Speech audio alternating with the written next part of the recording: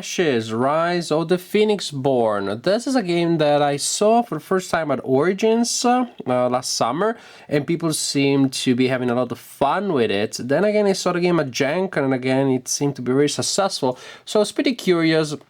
I decided I wanted to give this game a try. Ashes is a game of battling mages. So each player controls a mage, and here you have several ones on the cover of the box. And you will summon creatures, and you will use spells, and you will use your creatures and spells to attack the enemies until you reduce the enemies to 0 health points, life points, and then you're the last mage standing. Yes, it sounds familiar, right? There are many games based on similar engines, starting from Magic, of course, the one that started it all. So, question, do we need another card game of battling, dueling mages that summon creatures and cast spells? Well, we'll see. We'll take a look. First thing to say is that this one has dice, so that's already a big difference from Magic and many other games. But let's talk about the cards that are, of course, a big element in the game. This is a card and dice game. Each player controls a Phoenixborn. Each Phoenixborn is represented by a card, such as this one, with a specific stats. The Phoenixborn is you, the main character that you are controlling. Through this character, you will summon other creatures, and you will attack the Phoenixborn of other players. Each Phoenixborn will have two decks of cards. One, conjurations. These are the creatures that you will summon. You don't need to shuffle this deck because you will simply go through the deck to look for the creature that you're summoning depending on the spell that you're casting. And then you have a more generic deck of cards that represent also the resources, from summoning spells, defensive spells, attack spells, spells that modify the abilities of your creatures. A ton of different things, and these are shuffled all together after, at the beginning of the game, selecting 5. So you can choose your initial hand of 5 cards, the other cards are shuffled, and later you will draw from the cards that you haven't selected at the beginning. Now, about selecting the decks, you can go about it in several ways, as long as each player has a Phoenixborn, a Conjuration deck, and a main Magic deck. The way it works is that there are several options here. You can do drafting like you have in other games. You can select decks at the beginning of the game, which is usually my least favorite form of putting together a deck, because that is when the meta game, to me, takes over the game. And I know, actually, that's just me. I'm not making any general claim about this, because I know that for many people this is super mega fun, that you can select your deck and be super smart in that part, and whatever. If you like that, you can do that. But what I really like is that here the game comes with recommended decks. So a list at the beginning. For the beginning, the rulebook gives you instructions on how to create decks for each character. So basically, I already divided the cards in individual baggies, each with a different Phoenixborn and with the Magic deck and the Conjuration deck recommended for that Phoenixborn. And by having a look at these, we can also have a look at the Phoenixborn characters that come here. As you can see, they're very different from one another. The art is very beautiful, and it's very different. Look at the stylistic difference. This is not generic fantasy. This is fantasy with a hybrid taste, with cultural references coming from the very different things, from old European aristocracy or old American aristocracy to the sort of like voodoo magician, to sort of like the classic rangers slash workers slash, no, these are actually people that do stuff with iron, so maybe a ranger is not the good thing. It's sort of like low class, worker class steampunk without the snobby stuff. So the very different styles, and here you have sort of the elementalist. She does stuff with mist and air and blue stuff. So you have your Phoenixborn, you have your Conjurations, your Magic, and then you have your dice. Each Phoenixborn uses 10 dice.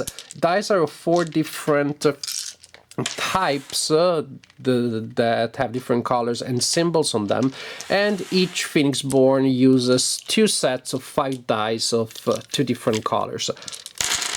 like you have in this case. There you also have play arrays that tell you what the dice do. One of the basic ideas is that this symbol that is the same on all dice of all colors is the basic symbol. It does some, well, basic stuff. But better symbols are the one in the second band of the play array, and the best symbols are the ones on the top band of the play array, because these symbols allow you to do better stuff, and also if nothing else, as you can see, they can always be used as symbols of a lower category. So you can always use one of these symbols as any of the other ones. You can always use a higher category level as a generic symbol to use effects. Also, dice have powers in their own good. That means the powers granted by the dice do not necessarily need to be used to activate powers that you have from cards. You can simply spend a die to activate the effect of that die.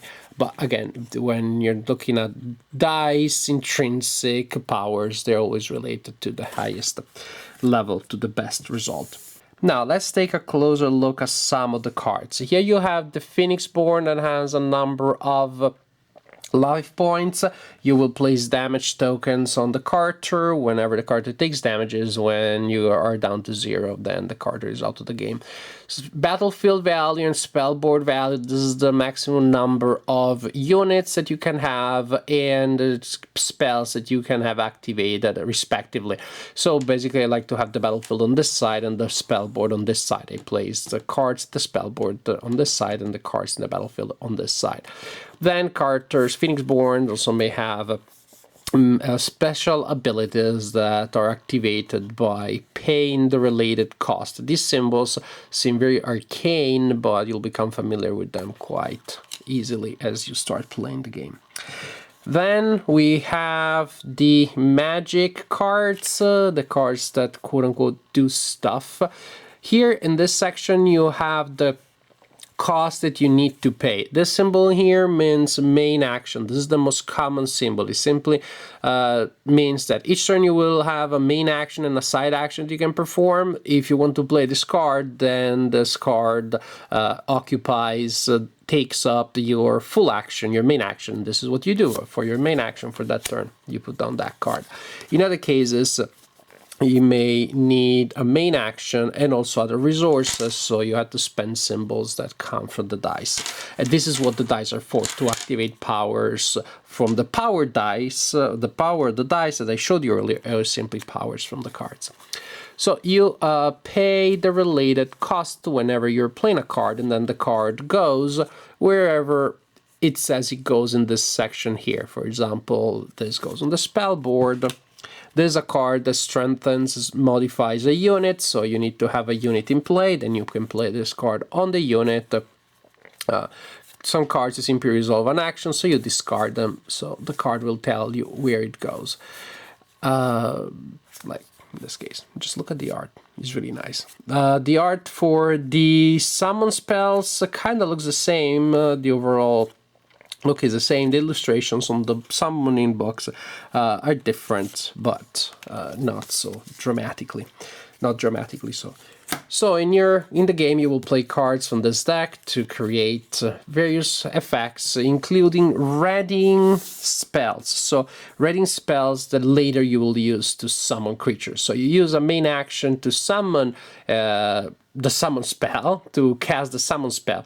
Then later, since you already spent your main action, later you can use the card to summon spell. So in a later turn, I can use this band of the card, and I can use my main action, there's a symbol, my main action, to create this effect. In order to do so, I need to also spend 2 generic symbol, and this is an exhaust symbol. It simply means I place an exhaust marker on the card. It simply means that I cannot use this card again this turn.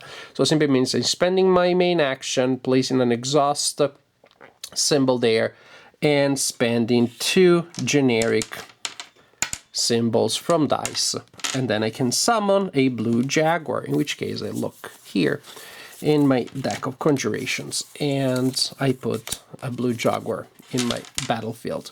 As for the stats of the conjurations, You have a nice illustration, then you have possible magic special effects, things that they do, and then you have an attack value, a life value when it goes down to 0. They're dead, and a recover value. Whenever there is a creature with a recover value at the end of a turn, if the creature has damage but is still alive, the creature recovers that amount of damage. Blue Jaguar's down, for example, the Battlefly Monk does recover a point at the end of the turn. Many different abilities, many different things, the conjurations from different creatures, from different mages may perform.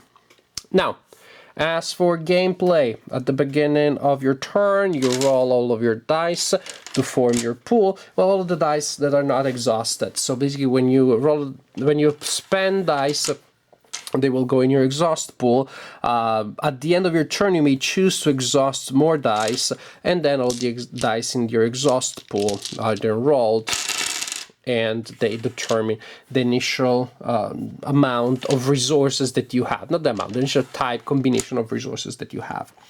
Then you will have your hand of cards, which probably will be reduced from the previous turn because you will have played cards. But at the beginning of the turn, you can discard as many cards as you want from your hand, and then you draw back up to 5. Very important, if you cannot draw up to 5 for each card that you cannot draw, you take a point of damage. So don't burn through your deck too fast. Or if you do, looking for powerful stuff and activating powerful stuff, be aware that you're exposing yourself to some danger. Then players will alternate taking turns, and each turn you can take a main action and a side action. As I said, the main action simply means you pay a cost that is represented by that symbol and you perform the corresponding action. Or you can use a main action to attack, and I'll explain combat later. But you can attack the Phoenixborn of the opponent, or you can attack a unit of the opponent. You choose the target, but the basic main action is pay a main action cost, attack a Phoenixborn, attack an enemy unit, or pass. If a player or if all players pass in a row, then the round is over. There also you have a side action. You can take main action and side action in any order you want. To perform a side action, well, what does a side action do? First, it allows you to pay a side action cost.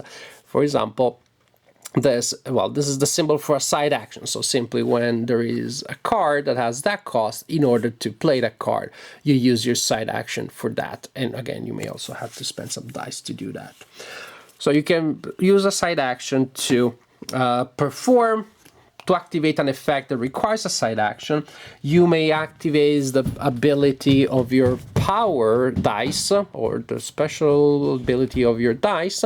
As you can see here, also the card reminds you that to activate that ability, you need the side action, spend a die, and then perform a specific effect for that die. Also, you can meditate, very important, very powerful ability.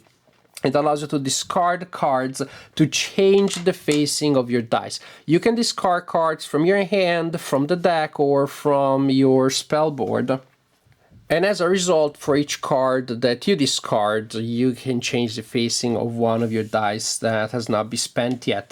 So, very useful, but remember, don't burn through your deck too fast. On the other hand, there are times maybe in which you want to refresh your spell board to get new spells in. Remember, you only have a limited amount of spells that you can have in your spell board at a time. So it's a very interesting, very tactically deep and exciting action. As I said, you can attack the Phoenixborn of an opponent, or you can attack the some unit of an opponent. If you are attacking, you need to have creatures that are out there. And for example, this character summons a lot of fairly weak, not too strong characters. There are other Phoenixborns that have less conjurations. She has a pretty thick deck. She has a high number of people that she can have in her battle board, but individually these are not very strong. You need your creatures to be out there, and then you simply assign them to an attack. You say, okay, I'm going to attack the Phoenixborn of my opponent with these 2 people. No, what the heck, with these 3 people. You push them forward, and now the opponent is being attacked. The Phoenixborn, so the opponent is being attacked. The player can choose to defend the Phoenixborn by using their own units, or you can choose not to defend. If the opponent chooses not to defend against the attack, then simply the attacking units are inflicting their attack value on the Phoenixborn, so the Phoenixborn of the opponent takes that damage, which is recorded using damage tokens. But most likely, in most cases, the Phoenixborn of the opponent will want to defend him or herself, in which case the opponent will use their own units. And so, like you have in so many other games, the opponent will place a unit by your attackers, and then at that point you resolve the combat between the units that the pairs of units that have been formed. And maybe not all of the attacking units have been stopped. Some will be stopped by minions, and some will go and attack the Phoenixborn. When you resolve combat between a pair of units belonging to the opposite players, it's super simple. The attacking player inflicts the attack damage on the opponent, and again, that is recorded using damage tokens that are placed on the card of the unit that is being attacked. And after the attack is resolved, the attacking unit receives an exhaust token. So it cannot be used to attack again, and it cannot be used to defend. So actually, to guard somebody, you also need to be unexhausted. If you're using somebody for attacking, then they get exhausted, they get the exhaust token, they cannot be used to defend. So the attacker inflicts damage on the opponent, is exhausted, and then the opponent decides what to do at that point, because the opponent may choose to counterattack or not. If the opponent does not counterattack, then the combat is over. The attackers go back where they came from, they don't take any damage, but the defender that took damage is not exhausted, they can attack later. If the defender decides to counterattack the receiving damage, then the defender also inflicts its attack value on the attacker, receives an exhaust token, and then everybody goes back. And of course, you don't have to attack or counterattack with all of your units. You can choose, again, to defend against some units, and some units you defend against and you counterattack, some other units you defend against and you don't counterattack or you attack. So a lot of variety, a lot of different options there. But this is the key idea. If the defender counterattacks, the defender does damage but is exhausted too. If the defender doesn't counterattack, only takes damage but is not exhausted, may attack later. This is what happens if you are attacking a Phoenixborn. So basically the main choice is either the Phoenixborn is attacked as supposed to, or the units will defend, and then you have combat between units. Or the opponent may choose, or you may choose to attack the units of the opponent, in which case the opposite is true. That is, the Phoenixborn can choose to defend a unit. Also, there are some units that have a special ability called Guard, and they may guard fellow units when the fellow unit is being attacked. Otherwise, usually, only the Phoenixborn can guard a unit that is being attacked. And a unit can be attacked by multiple enemy units. Combat works pretty much in the same way. That is, once you determine who is fighting exactly, whether the original unit is being targeted, the Phoenixborn, a guarding unit, same thing. The attacker inflicts damage on the opponent. If the opponent being attacked is the Phoenixborn takes the damage, and that's it. If the unit being attacked is a unit, the unit takes the damage, has a chance of counteracting. If counteracts, the unit inflicts damage too, but also becomes exhausted. It seems, when I first read how combat works, there's it looks like a tree of options. You know, if this happens, do this, and then do that. In which case, if this happens, da da da. It sounds much more verbose and complicated than it is. If you play games like Versus system, well, there are similarities there in the way you assign damage and combat is resolved, and how you pair units and things like that.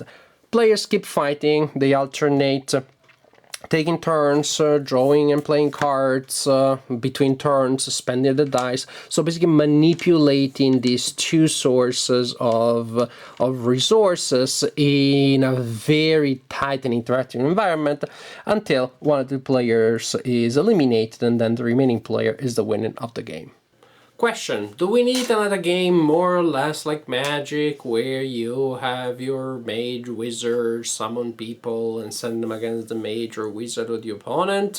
I don't know, but this, after you play Ash, is an irrelevant question because this game doesn't feel much like Magic. Mind you, I haven't played Magic in a long time, but this game to me has a very strong, independent personality.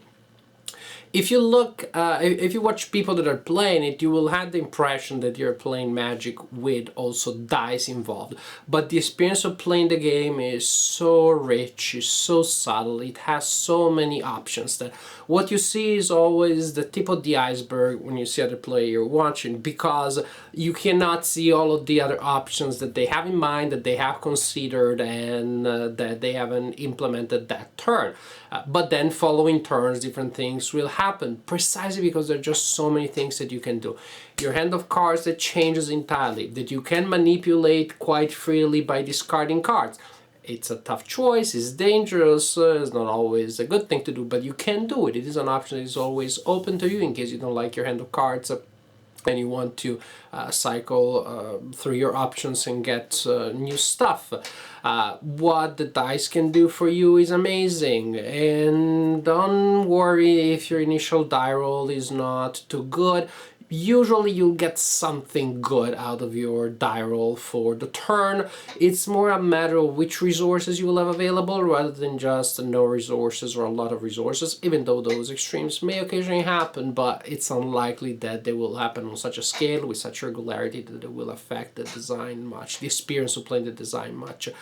And even then, you don't like your dice, then you can spend resources to change your dice. You meditate and you burn cards. Again, careful with that. But I like the fact that burning cards is a double-edged sword, but like a sword, it can be super powerful, super deadly, unless of course it is used against you and then it backfires. So definitely there are, on one hand you had the impression that it's a huge luck factor, cards that you can control when you get them in your hand, the dice that you can't control, but then in reality there are resources that you spend to do add a degree of control to those two random elements, and you find there's really a nice tension there between the random and the control that you have.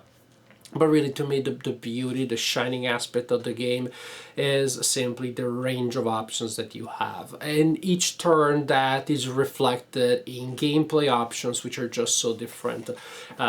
In one turn, I simply cast a spell that readies the spell. I put the summon spell card down, and that's my main theme. But maybe I use a side action to blast you with a blast of water, super elemental attack with other stuff. Actually, it's pretty effective. It's not just a minor thing. Oh, I get a +1 here, minus plus there. It's not a small modifier.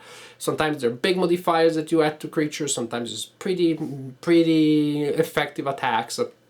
Then the following turn, I'm summoning a creature and casting a spell to strengthen the creature, give it a special armor, make it grow big, make it faster, a lot of different things that can happen. Then the following turn, I send somebody to attack you and I do some other chain of effects. Then I decide, oh, I need to prepare for my next action. Then this turn I'm gonna meditate instead. Just a lot of different things. You have such a nice range of options. And the fact is that, of course, the game is highly dynamic. Don't worry about downtime. Well, there's always a possibility if your opponent takes an hour each time before taking a move, of course. You want to strangle that person, and probably that may be the merciful thing to do for the game community. But in general, if you're playing against a half-decent person, the turn of the opponent is not a time where you're just sitting there and waiting for your turn only. You want to look very careful at what the opponent is doing, because their summon cards, the spells that will allow them to summon cards, are face up. So you see what it is that they can potentially summon, and you see what the resources are that they can use and that they need to summon those creatures. So if my opponent has those resources, I need to make sure to be careful, because I know there is the possibility that that certain creature will be summoned. If my opponent changes the facing of the dice to come up with the combinations of dice that match one of those summon spells, chances are that a big bad guy is going to be summoned soon.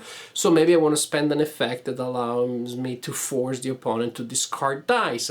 The opponent gets mad and will try to do that again. So you do have moments in which, from a large variety of different interactions, you may go to short periods of more straightforward attrition battle. I want to get some dice and you want to take them from me. I get some more and you take them from me. It may happen, but it doesn't feel gratuitous because, again, you're playing a game with a huge number of things that you can do, a vast amount of resources, of possibilities, and a limited amount of resources. So every time that you spend a resource to reduce the resources of the opponent, it doesn't feel like it's just a dry, no-brainer decision. It is always something meaningful because you're sacrificing something else that you could otherwise do.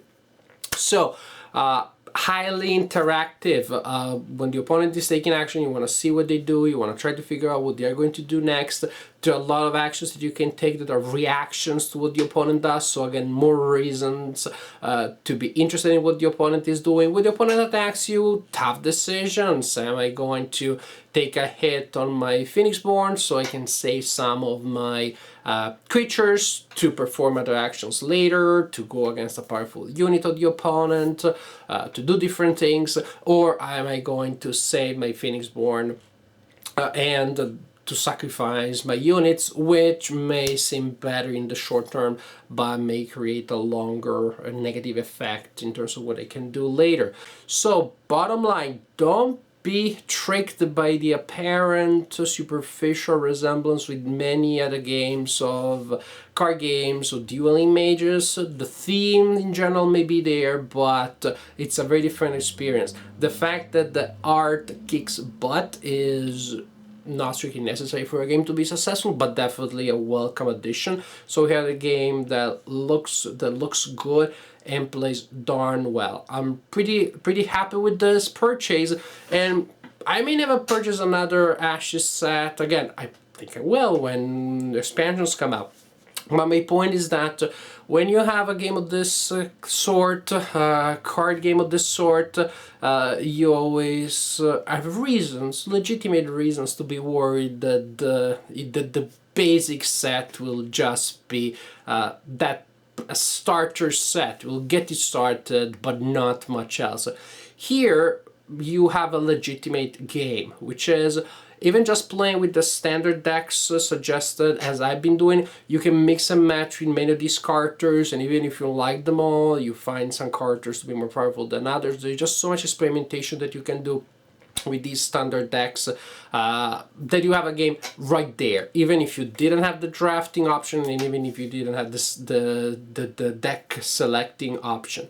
Ashes, Rise of the Phoenixborn. Very happy with this game. Highly recommended. Try it. Is not as similar to other similar games as you would think at first sight, and most importantly, it is a really good game. 2 thumbs up from me.